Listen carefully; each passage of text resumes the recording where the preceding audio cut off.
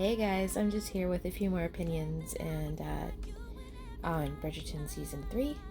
Um, my friend who was watching me record the last videos had a couple questions about my opinions of uh, what I would have cut when it comes to the other storylines.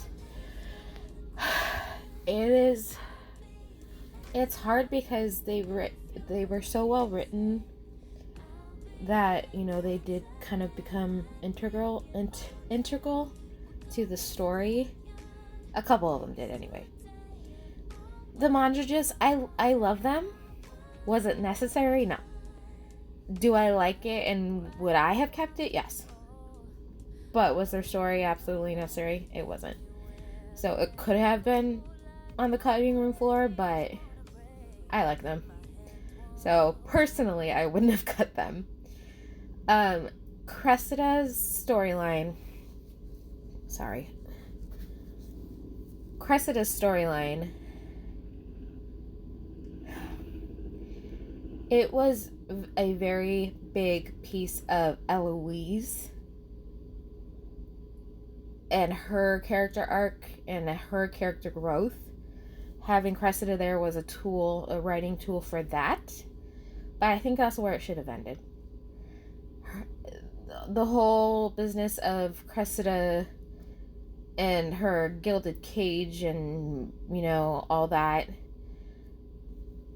I understand it plays into more of, the blackmail and all that. And they wanted to give the actress more depth to play.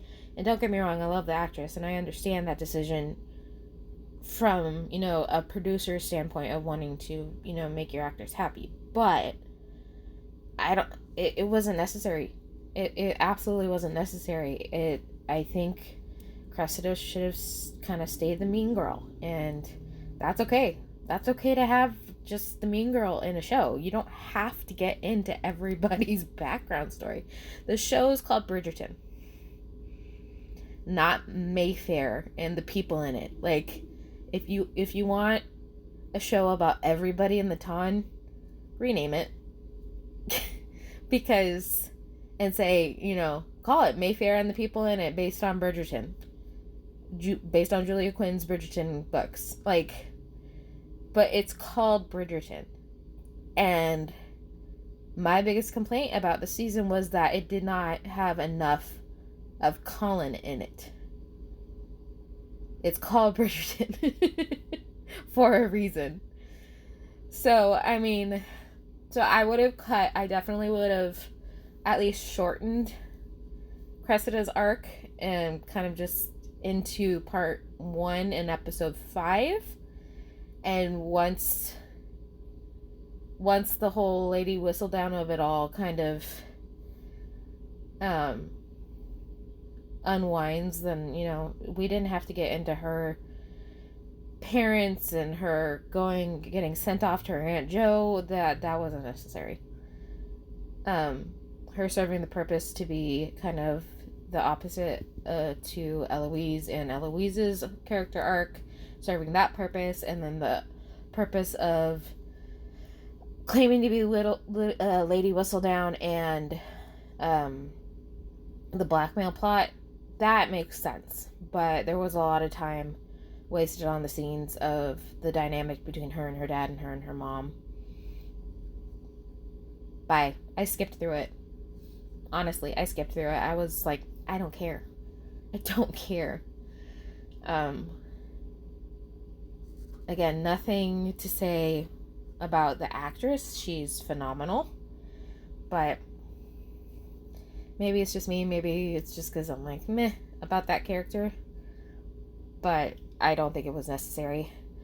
I loved Violet Bridgerton's little romance plot. It was not taking up a whole lot of time, which is why I liked it. And it was, it was a true subplot. It wasn't this big old thing. Benedict's storyline, I understand wanting to kind of get him in somewhere, but that's what it felt like, is just getting him in somewhere. It didn't serve the overall narrative. And they were long and drawn out. And why? Tell me why, and I will concede. It was not necessary. I'm all for, representation and inclusion. I get it. But tell me what it does for the story, what it does for his story, whether it's season 4 or 5 or whatever Benedict's season will be. Tell me what his storyline in season 3 does for him as a character, truly, and then I'd concede to letting it be in there. But I would have done it differently. I know we need to get, him in there somehow. But then make it as an opposite to Eloise. And, him challenging her and her challenging him. That could have been incredible, because we know how close they are and we know how intertwined their story's going to be, because unlike the books where Eloise and Colin's story overlap, now it looks like it possibly will be Benedict and Eloise's story overlapping. So give me more of that. And, we got the swing scene of reminding us how close they are and how much they love each other and how alike the two of them are, because they're the rebels of the family. And they're each other's favorite. Let's be honest. She says it's Greg this season, but it's not. We all know she favors Benedict and Benedict favors her. And so I think that could have been so great. That instead of the Cressida of it all and Tilly, like, it could have been two Bridgerton siblings truly showing up for each other, and then we would have gotten more Bridgerton family stuff, which we all eat up and love. So yeah, that's what I would have cut. That's also how I would have gotten those two characters still moving forward without those storylines. Cressida's there, Tilly's there, maybe not Tilly at all. I didn't care for her. I really didn't. I understand having a strong, independent woman, but we have that. We have that in Penn. We have that in Elle. We have that in Lady Danbury, the Queen. Like, why did we need another one?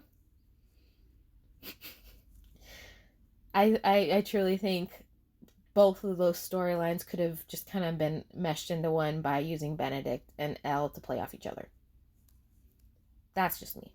That's how I would have written it. So, there's my 2 cents on that, of which storylines could have gotten kicked out the window to make more room for Colin and Penelope. Because, like I said, the show's called Bridgerton. So, Shondaland, Netflix, can you please focus on the Bridgertons next season instead of all these other characters? Because that's why we turn on Netflix. That's why we subscribe. That's why we rewatch, is for the Bridgertons and their love stories. Thanks.